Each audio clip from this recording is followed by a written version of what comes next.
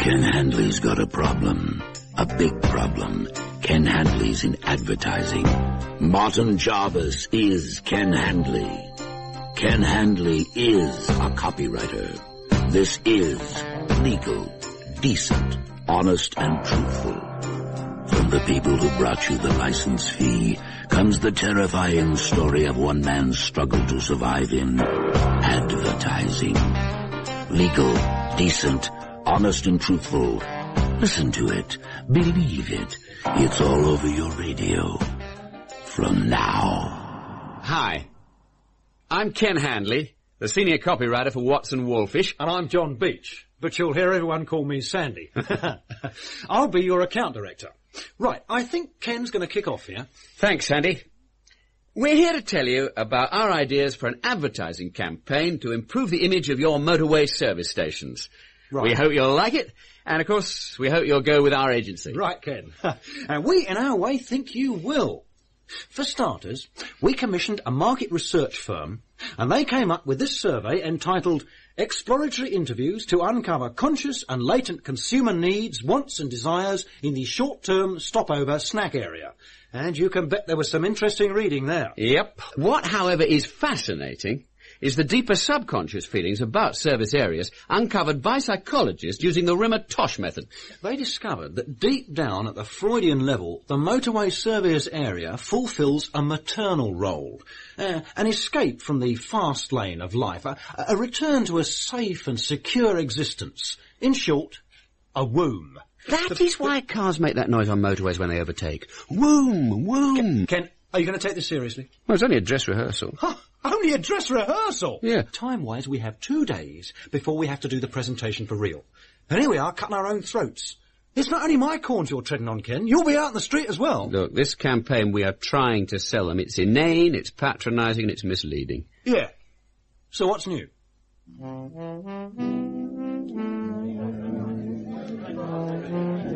Are you illegal, indecent, dishonest, and untruthful? In advertising, we have to be. So if you see an ad man or woman who's legal, decent, honest, and truthful, tell us. We'll put them right straight away. We're the Advertising Double Standards Authority, care of the Zambezi Wine Bar, Lizard Street, London WC2. The Advertising Double Standards Authority. You'll believe a man can lie.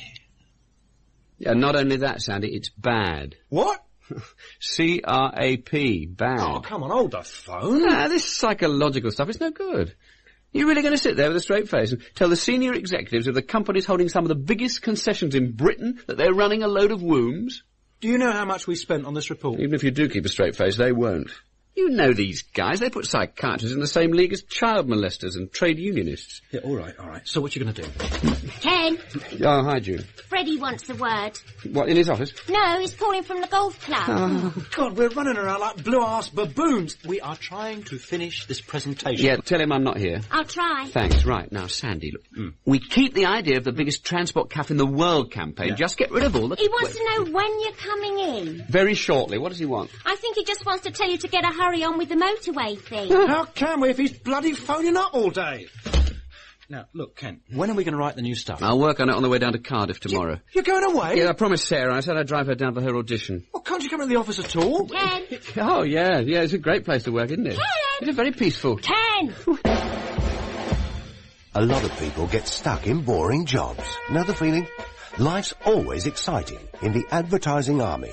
You'll learn all kinds of new skills. You might even get to stab someone in the back. Ken Handley's a senior copywriter.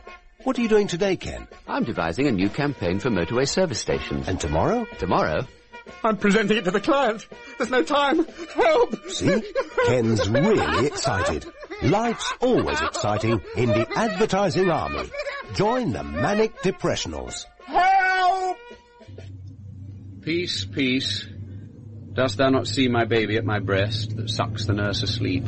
Oh, break, break. As sweet as balm, as soft as air, as gentle, oh, Andrex. Soft, strong, and very, very long. Ken. Sarah? This is not an ad. This is Shakespeare, and I have an audition in 4 hours, so please take it seriously. Well, it's not safe me driving and reading. It's not safe you driving anyway. You're never thinking of the road. Ken, that van! You're awfully close. Oh, yes. He doesn't look very pleased. I'll go over my lines myself. Good. Motorway service area. Oh, brake. What now? Oh, not you idiot. Breaking heart. My lines. I should just think about service areas. And the road, please. In this vile world, so fare thee well. Now boast thee death. Fill up your tank and your stomach. No. Slip off a slip road. For a meal that slips down a treat. Have one for the road. Give you and your car a rest. Now, let's take this logically. You stop, you relax. See, we need something soothing. Smell that country air. There, boy. You'll never guess that I'm just 200 yards from a motorway service station. You see, motorway services are the warm heart of the great British countryside. Above the noise of the traffic, you can hear the birds sing. Hard to believe in it. And you know why? Because it's completely untrue. Absolutely. Now let's try another angle. They're family places. That sounds promising. Mummy, what have you got me for my birthday? Every little boy is a special boy to his mum. That's why I wanted to give Billy a special birthday treat. You should have seen the look on his face when I told him that instead of buying him a present, Dad and I were going to take him to the motorway service station of his choice. Forget it. Let's talk food. Let's get an authority on food to do a testimonial campaign. Hello. My name is Pierre Duchesne. I am head chef at Maxim's in Paris. Whenever I am in England, I drive always up the M11 to the Golden Sausage. C'est merveilleux. Just outside Braintree. Nobody will buy that. We need a personality. What about... Hi, I'm Jimmy Savile. I travel 39,000 miles a year by rail. But if I went by car instead, I'm sure I'd stop off at service stations for... How about botulism isn't all bad? Oh, there we are. Cresswell Services, 2 miles.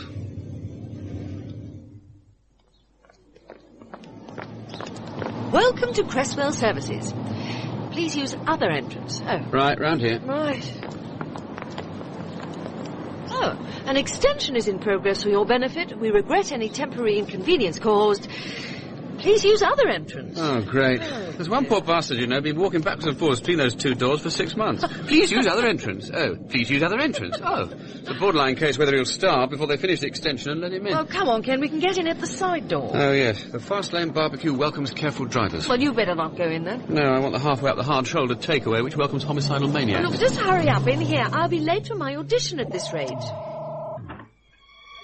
Look at this queue. Oh, it's not that bad. Oh, no, listen. What now? Pipe music. Mantovani murders the Beatles. James Last plays Vivaldi. It's not James Last or Vivaldi. I have this vision of huge pipes leading from every bar, restaurant, station, lobby and waiting room in the world to this immense cavern somewhere under the Rockies where Herb Alpert and James Last take 8-hour shifts, mostly at playing instrumental versions of Fly Me to the Moon. You see, you're never in 2 places at once. So you never realise that they're really playing the same song throughout the world. Man was born free, but everywhere he's in fast food chains. Rise and fight! You have nothing to lose but your well-done number 47 with chips and double relish. Ken, I don't know why you complain about pipe music. The way you're shouting about it, no one can hear it anyway. You know there's a 2-hour parking limit. Well? I reckon it'll take us 2 hours just to reach the vegetable section. Well, we could always have something cold. Well, it will be anyway by the time we pay for it. Oh, actually, these Danish pastries look all right. Ken, you're not supposed to eat them. What am I supposed to do with them? Not here in the queue. Balance one end of my nose. People have starved while waiting in queues like this, while only inches away from a quiche Lorraine. Well, that looks all right as well. Ken, you shouldn't be eating. Oh, it's terrible. You're right. Do you mind, mate? No, There's sorry. a queue here. Sorry. It's amazing, the English. Bad food, rotten service, pools of tomato ketchup on the chairs, and not a word of protest. But somebody tries to jump a queue, and they'll tear him limb from limb and nail him to a motorway bridge as a warning to others. Ugh, these rolls are stale. I'm going to go back for another Danish pastry. Ken? Yeah? Get me one as well, will you? Right. Oh, do you mind? I'm sorry. Look at this place. Families come in here. The kids go off to play Space Invaders and the parents queue for food.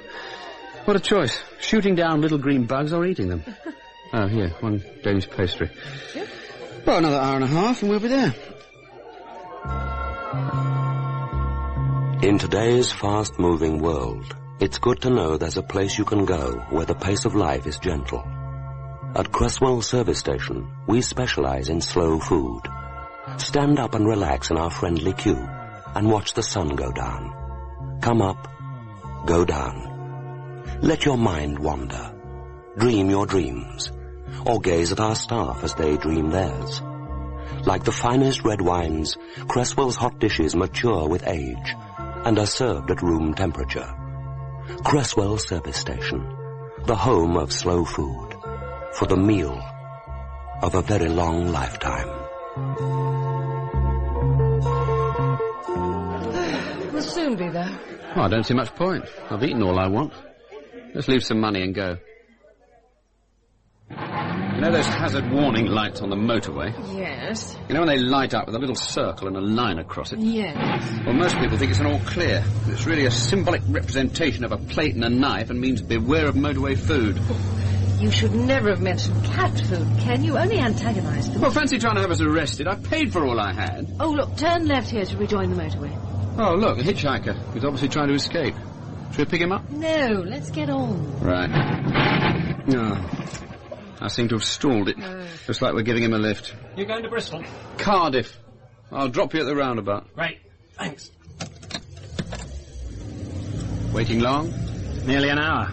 You see all the husbands slowing down and turning to their wives, and the wives shaking their heads. Ah. Rather like you two, only they didn't stall. Ah, well, actually, my husband turned to me to ask if we should run you down, and that's when I shook my head, so you're lucky. Oh.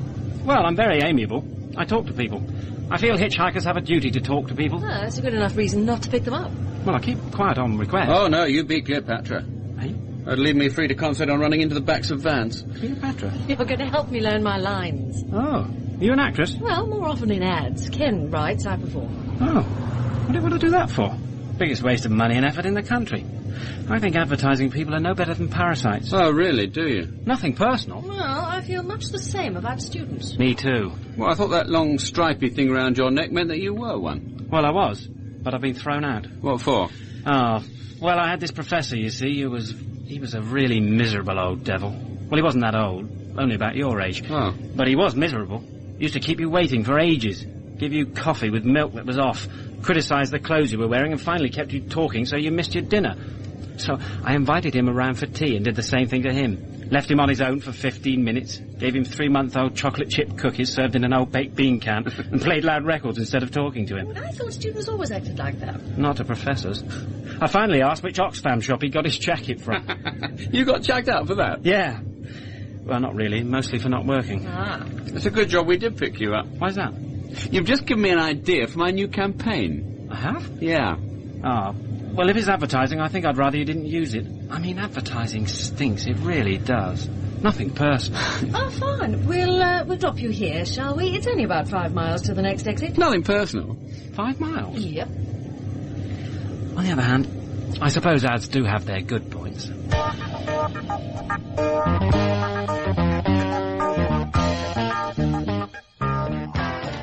You've got 10 seconds. They're on the stairs. They'll never wear this, Kay. Yes, they will. You two really want me to go through with this? Of course we do. I tell you, it is going to work. Come on, Sandy, out. Come on.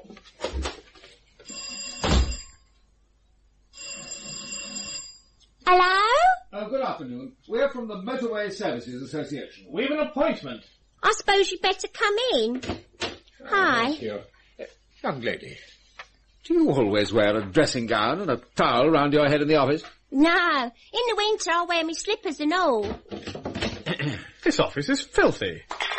Coke cans, old newspapers, and whatever's that? That's the fish and chips that was in the old newspaper. Are you going to show us in? Dunno. You come to fix the photocopier? We have an appointment. We're from the Motorway Services Association. We are your potential employer. Oh. I'll have to ask Sheila. She's the other secretary. Well, go on, then. No, she's breastfeeding little Freddie in the other room. She brings her baby in here? No, Freddie's our boss. What? Oh, God. Sit down and wait if you want. Oh, I'm not sure that there's very much point. Still... Here, there's something soggy down there. It's an old bit of pizza. Oh, that's Pete's lunch. He always eats off chairs, does he? I don't remember. He left here 6 months ago. I'm sure he won't mind you having a bite if you're hungry. Young lady, if you think Don't mind me. I'll listen to the radio. This is Genesis.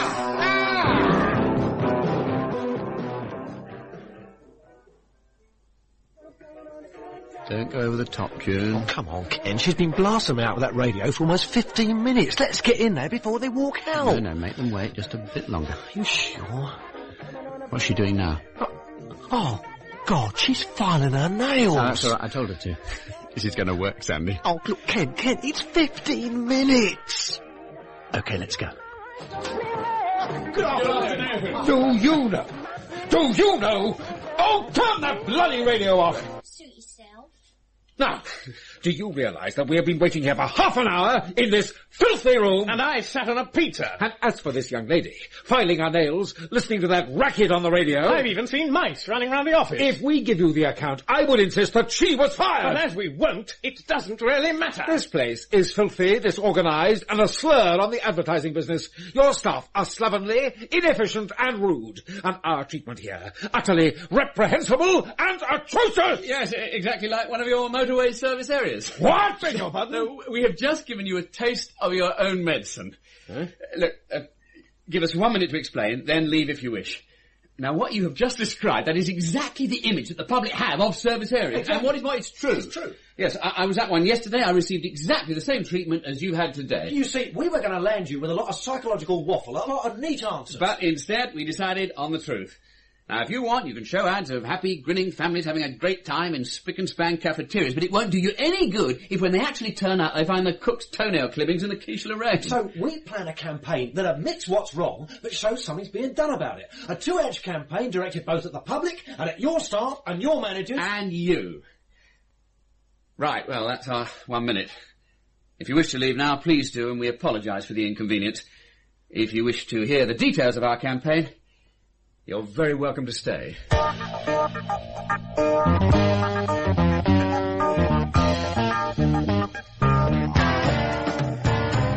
We did it! We bloody did it! And what a count to win! Ken Handley's Magic Moments. 20 classic moments from his life, together on one great album. Birth. School. The sixth form prize for English literature goes to Kenneth Handley. Sex. Ooh, Kenny, you're lovely.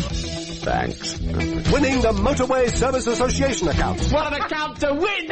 And many, many more. Ken Handley's Magic Moments on K-Han Records and Tapes.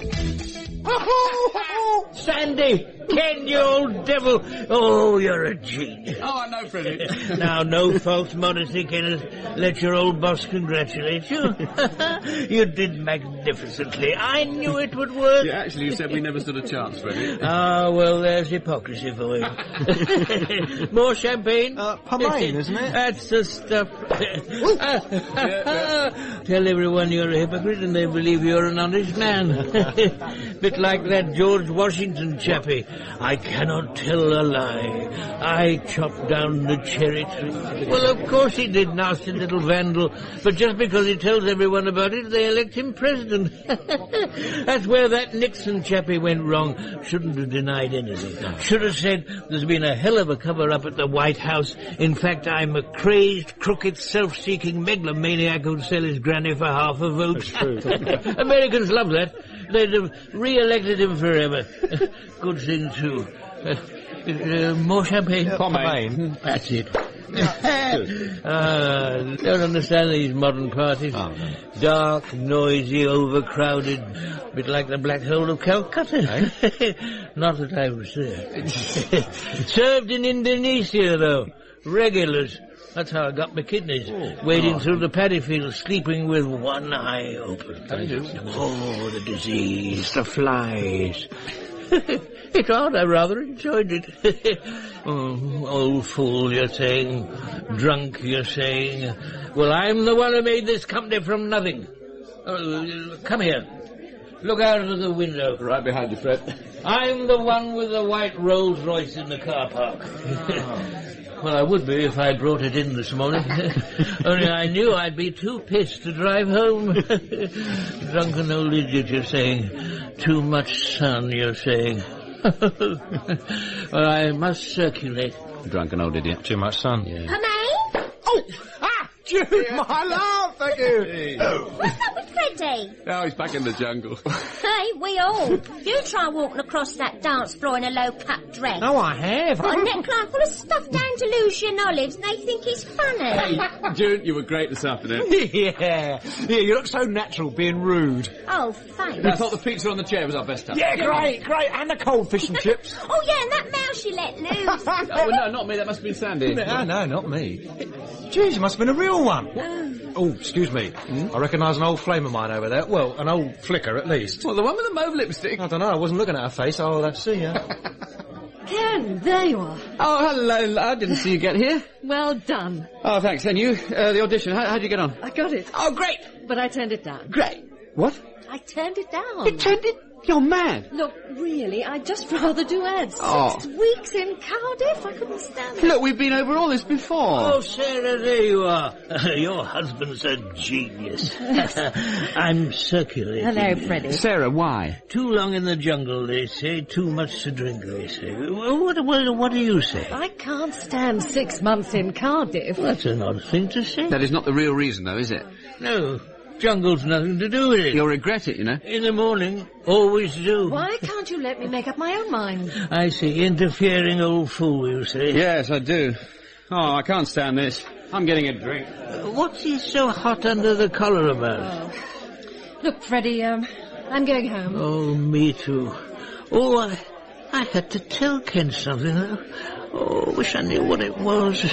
Oh, I know. Motorway lot cloud's coming at 9:30. Get him up early, pack him off to the office. Yes, okay. I'm going now, Freddie. Well, tell him when he gets in. Yes, right, I will. Getting a drink, I see. No, I'm just pulling this cork out of this bottle so I can pour the wine over my head.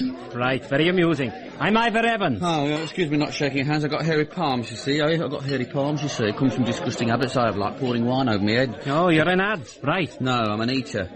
An eater? Yeah, I eat for a living. Competitions. That don't mean I eat competitions. I eat breakfast, see. Yeah, 6 or 7 usually, egg and chips. I was a 1980 East Midlands champion. That's right. Yeah. You don't look very... I told you to say that. The best eaters aren't fat, you know. You were going to say fat, weren't you? Well... Yeah, see, we've got an expression in the trade. Show me a fat eater, I'll show you a fiver. A fiver? A fiver. It's a technical term, a fiver. It's someone in an eating competition who never gets past 5 breakfasts. Anyway, I can't stand here pouring wine over my head all day. I must mingle. Good luck with the breakfast. Thank you. Yeah, you've just spilt my drink. Oh, the terrorist. Are you in advertising? Yeah, aren't you? No, I'm a VD tracer.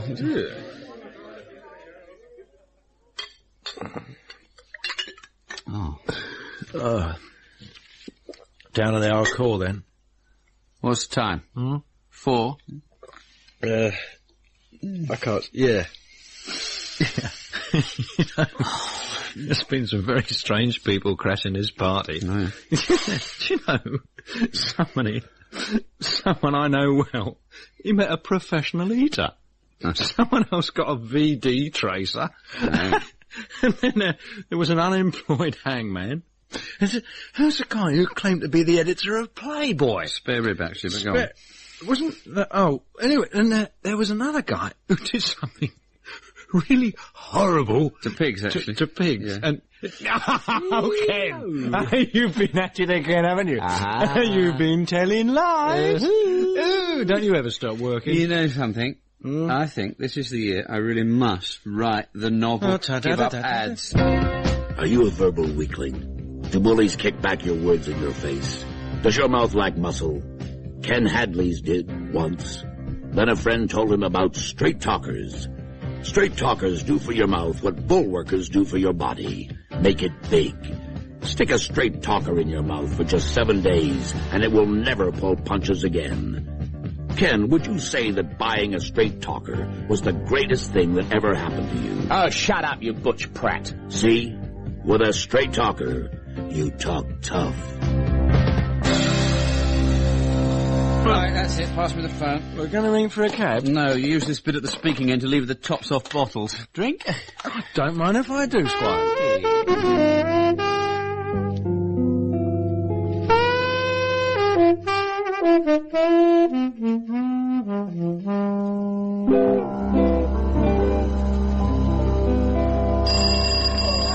Oh, where am I? And who's ringing the bell? And why am I lying on a sofa at the office? And who's this man in his underpants crawling across the floor? And why are we all here? I can't find my trousers. I took them off to sleep. Why did we stay here? Because you broke the phone trying to open a bottle of beer so we couldn't get a taxi. Oh, yeah. Ooh. Someone is trying to get in. Ken or Sandy? June? Oh, I slept on Freddie's desk. What's the time? Oh, it's nearly 9:45. Oh, God. I'll go downstairs and see who it is. Oh, someone tell them to go and stuff themselves. Go and stuff yourself. Oh, where are they? Front door. Oh, this will get rid of them. Pass me that punch bowl. Right, here we go. Open the window. Now, go away! We've got hangovers!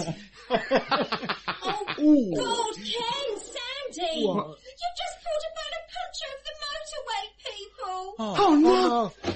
What the hell do you think you're playing at? We ring you up and the phone doesn't work. No one answers the bell for 5 minutes. And then you pour some foul liquid over it. Then we get in and find the place in a worse state than before. And the so-called executives crawling round the floor in their underpants.